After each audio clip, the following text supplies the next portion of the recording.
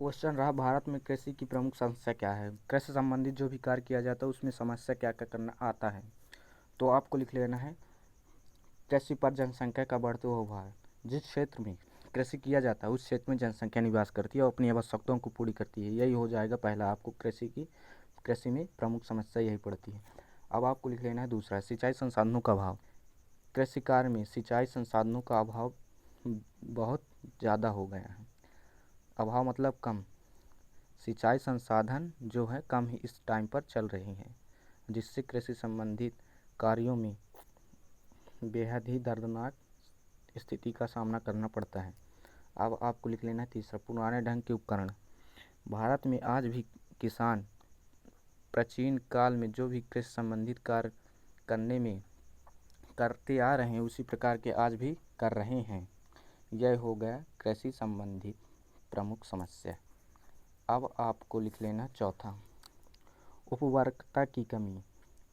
अधिकांश कृषि भूमि उपउर्वरता कम है।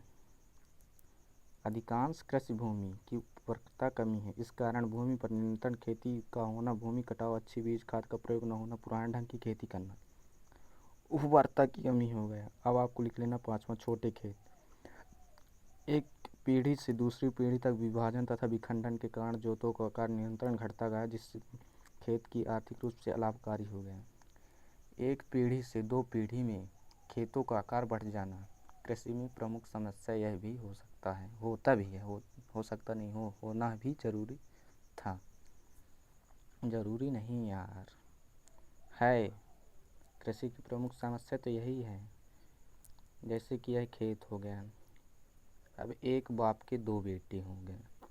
अब इसका जो है खेत, उस बाप का जो खेत था, दो बेटे में यह खेत दो टुकड़े में बट जाएंगे।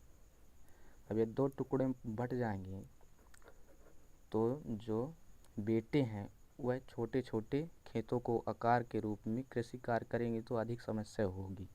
यही होती है, छोटे खेत में कृषि कार्य करना संभव है।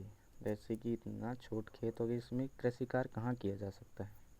आपको इस प्रकार लिख लेना है और बेहद ही महत्वपूर्ण तरीके से आपको तैयारी करना है कक्षा 11वीं वालों।